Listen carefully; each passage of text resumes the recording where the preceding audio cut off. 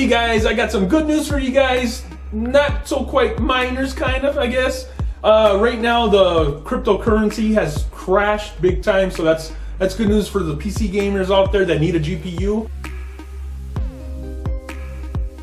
A quick video for you guys because the Founders Edition GeForce GTX 1080 8GB is going for $500 on Best Buy, actually $589. Now it is coming in and out of stock, so let's go ahead and get a closer look.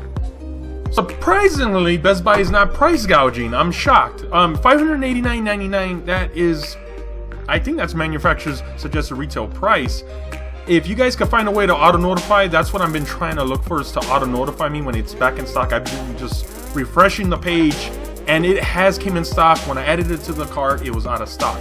So go ahead and keep on changing your guys' zip codes, cities, and keep on refreshing it. Hopefully we'll get lucky and be able to snag one of these.